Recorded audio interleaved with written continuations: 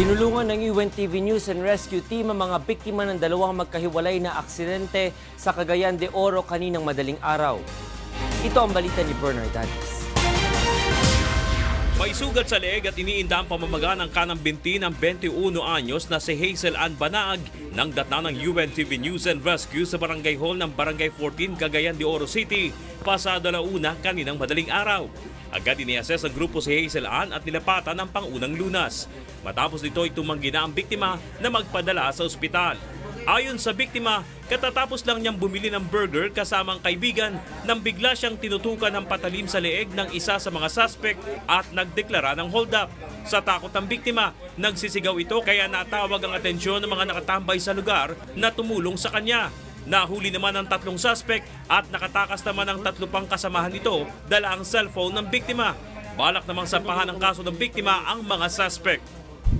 Samantala, ilang minuto lang ang lumipas ay nadatna naman ng grupo sa Carmen Police Station ang 2 lalaking sugatan sa motorcycle accident sa Bamenta Corner, Mango Street, Barangay Carmen, Cagayan de Oro City. Kapwa nagtamo ng gasgas sa iba't ibang bahagi ng katawan ng motorcycle rider na si Ronald Dapanas, 33 anyos, at ang angkas nito na si Charlito Derecho, 20 anyos. Matapos malapatan ng first aid ay tumanggi na itong magpadala pa sa ospital. Ayon sa nakakita sa pangyayari, mabilis umano ang takbo ng mga biktima at nahagip ang likurang bahagi ng nasa unahan nila na motorsiklo. Tumanggi namang magpagamot ang rider na nabangga ng mga biktima na si Richard Picato, 27 anyos. Nagkasundo na lang ang 2 panig na wag nang magsampa ng kaso. Bernard Dadis, UNTV News and Rescue, Philippines. Nababahala ang Commission on Human Rights sa pahayag ni Pangulong Duterte na mas magiging mabagsik ang war on drugs ng pamahalaan. Ayon sa CHR, kung pinapahalagahan ng administrasyon ang buhay ng tao, dapat din itong igalang ang karapatan ng tao. Hinihikayat ng komisyon ang pamahalaan na sundin ang rule of law at irespeto ang karapatang pantao na obligasyon nito sa lahat ng Pilipino. Una nang sinabi ng Pangulo na sisikapin niyang tapusin ang problema sa iligal na droga, kaya mas paiigtingin niya ang kampanya laban dito.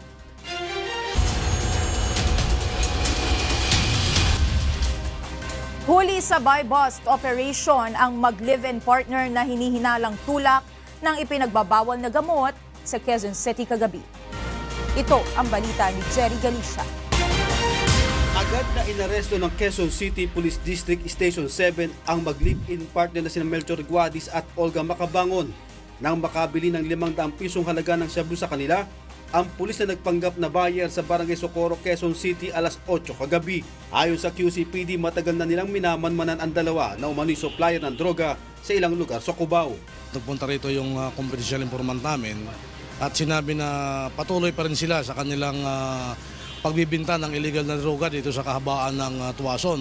Isinabay pa naman nila na marami tayong bisita dito dahil dito po ginanap yung UAP sa Araneta at maraming tao kaya ang akala nila libre na sila sa kanilang illegal na ginagawa. Nang kapkapan ang suspect, nakuha sa mga bulsa nito ang 2 cellphone, 2 coin purse na naglalaman ng 17 sachet ng hinihinalang shabu at 500 pisong mark money. Sa kabila nito, todo tanggi pa rin ang mga suspect. Bigla lang po kaming inaresto. Galing po aming bingguan. Tapos? Bigla lang kaming hinawakan. Napiyahin to nila kami. Wala naming binibenta ng shabu. Ngayon, pinosas na kami. Wala namin nagawa. Dati akong coordinator. Dati po kayo? Barangay coordinator. Oh? Barangay coordinator. Pero sa inyo po yung nahuli po. Nasa naman narinig ka dahil may bilyasa sa... Hindi ka rin po yung mga item po na yun. Pero gumagamit po kayo ng droga. Dati po. Ayon sa PNP, nakulong na si Melchor Guadis sa kasong robbery hold-up at nakalaya noong taong 2016. Sa ngayon, patuloy pa ang ginagawang pagtugis ng PNP sa supplier ng mga suspect na taga Cavite. Jerry Galicia, UNTV News and Rescue, Quezon City.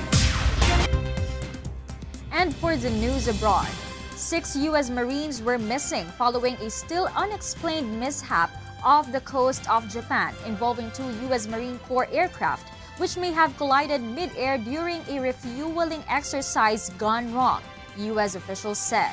The Marine Corps said in a statement that the incident occurred around 2 a.m. local time in Japan on Thursday, about 322 kilometers off the Japanese coast.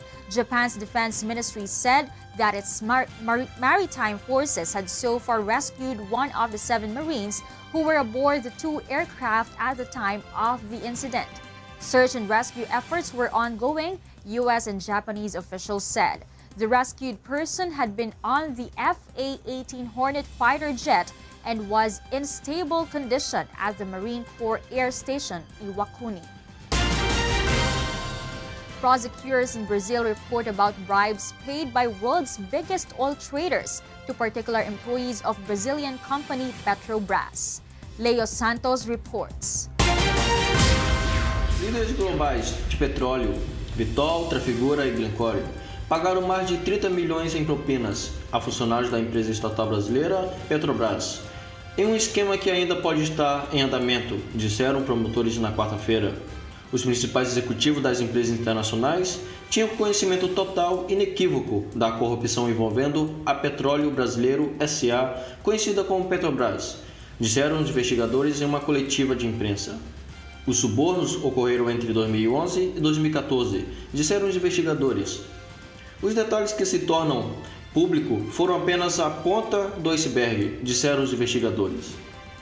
Em relação a Glencore, Vitol e Trafigura, são 3 empresas gigantes com faturamentos superiores à Petrobras que praticaram crimes em mais de 160 operações de trading, com mais de 30 milhões de pagamentos de propina.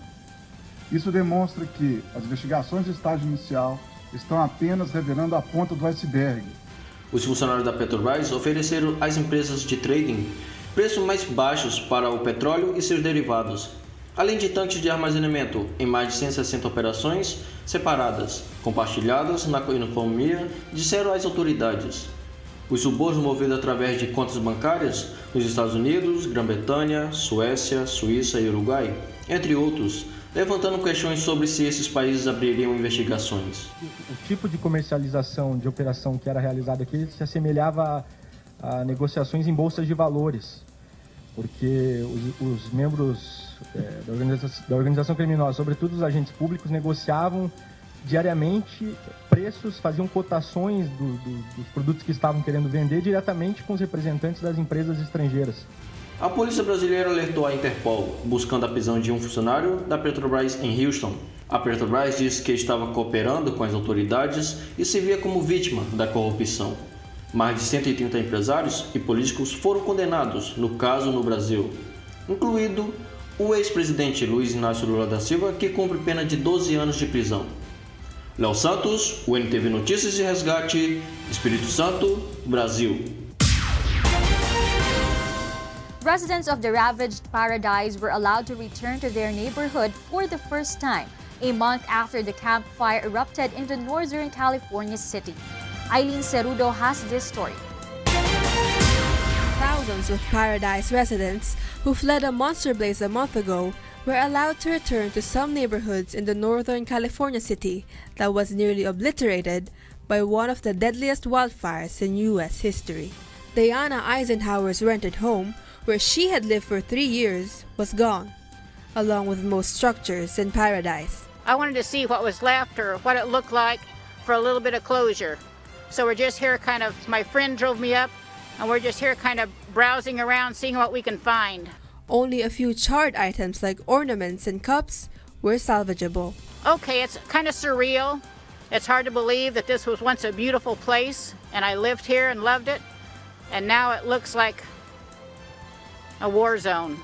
Tim Moniz, a rice farmer and welder in his 50s, personally surveyed the remains of his Paradise property for the first time since the fire, confirming his suspicions that his house was gone. He and his wife only recently paid off the mortgage.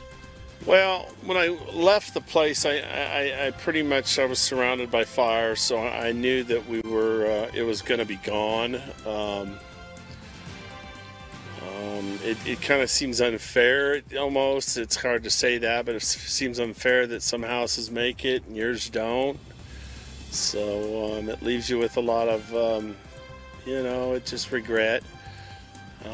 My house and all my things I've been saving and collecting from family members that are passed away, and pictures are all gone, and that kind of hurts the most. Really does. But otherwise, what do you do? Paradise residents who return to their ravaged homes will face a daunting task to resume normal life, with some likely to encounter months or even years of work to obtain compensation for their losses and rebuild. Authorities hurriedly evacuated some 50,000 people in Paradise and neighboring towns when the campfire erupted on November 8. The fire killed at least 85 people, with nearly a dozen still unaccounted for. It also destroyed nearly 14,000 homes in the wooded foothill communities. Aileen Sarudo, UNTV, News and Rescue. World leaders, past and present, royalties, and all surviving former U.S. presidents, along with their wives, packed the Washington National Cathedral on Wednesday for the state funeral of the late President George H.W. Bush. Victor Cosare reports.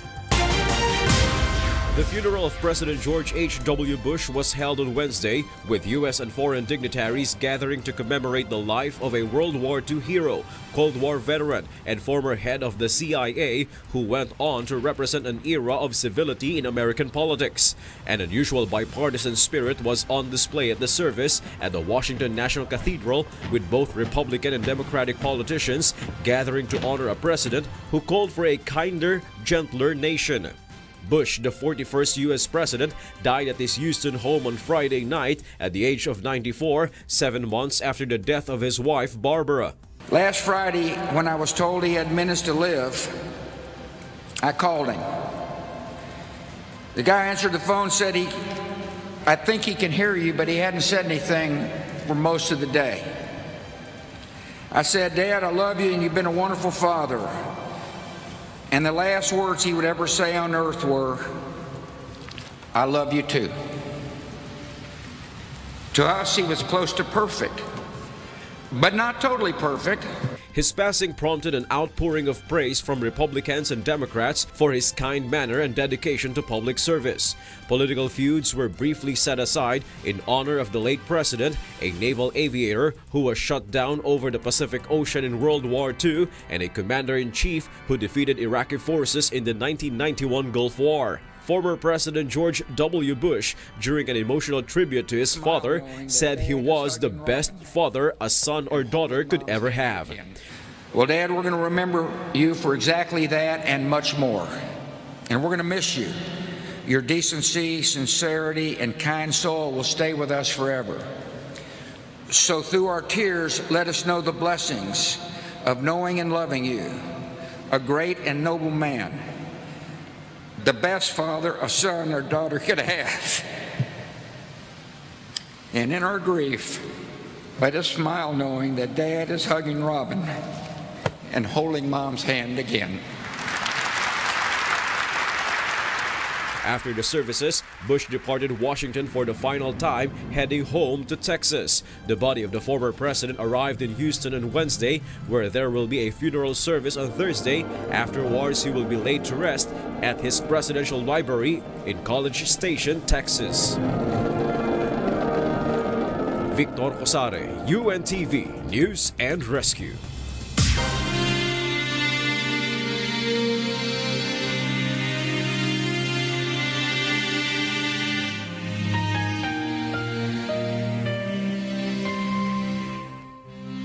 $3,300 araw o mahigit 9 na taon na po ang nakalipas mula nang maganap ang malagyo na Mindanao Massacre. Ngunit hanggang ngayon ay naghahanap pa rin tayo ng katarungan sa mga biktima ng malagim na krimen. At sa tila madilim na hinaharap ng kaso, hindi po bibitiw ang UNTV sa labang ito hanggang makamit ang katarungan hindi lamang para sa aming 4 na kasamahan, kundi sa lahat ng mga biktima ng karumal-dumal na pamamaslang. Balik Pilipinas ang Danish soft rock band na Michael Learns to Rock para sa isang concert tour. Nanggaling na ng Davao ang banda at sunod na pupuntahan ang Southern Luzon, Visayas bago mag-perform sa Smart Araneta Coliseum sa December 9. Ito ang balita ni Leslie Lomboe.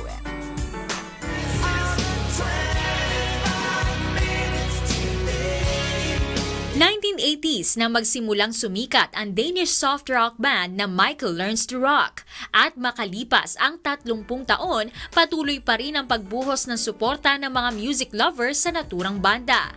Kaya naman hanggang ngayon ay tuloy-tuloy pa rin ang kanilang mga live shows at concert, kabilang nasa Asia, upang magbigay aliw sa kanilang mga fans. Kahapon ay dumating na sa Maynila ang grupo mula sa kanilang concert sa Davao na unang leg ng kanilang Philippine concert. We never met our fans there, that we could feel they've been there for a long time, and we were so happy to finally make it there. And the show was really great. People were singing and having a lot of fun.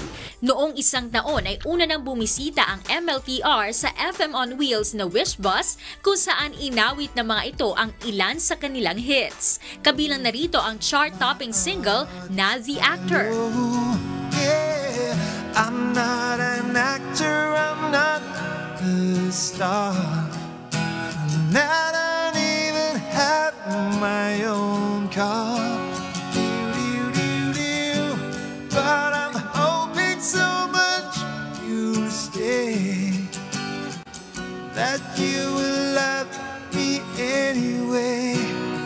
Ipinarinig din ito sa Wishers ang smash hit na That's Why You Go Away.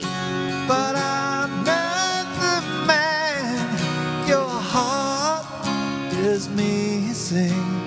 That's why you go away. I know. Magpapatuloy ang MLTR Philippine Tour mamaya sa Santa Rosa Sports Coliseum, Laguna, bukas sa Waterfront Hotel Ballroom sa Cebu at sa December 9 sa Smart Araneta Coliseum.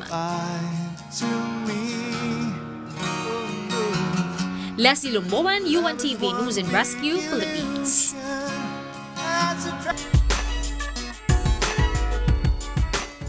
Nagpasiklaban ang kampo ni Top Suzara mula sa Visayas sa first round ng elimination sa Wishcovery Season 2, The Singer and the Song.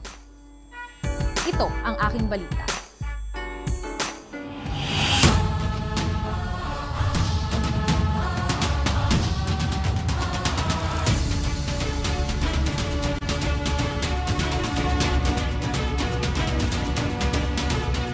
Challenging ang naging elimination round kagabi para kay composer Wishcoverer Top Suzara ng Wishcovery Season 2 The Singer and the Song.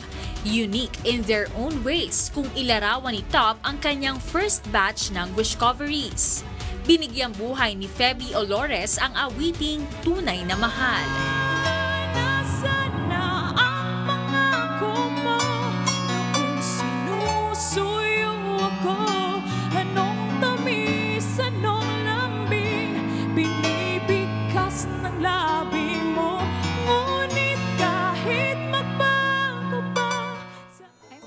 Very comfortable singing it. So very good, very good. We just don't know if it's good enough. Congratulations to you. I enjoyed your singing. Naiibang estilo naman ang ipinakita ni Winsel Selma sa rendition ng Iisa Pa Lamang.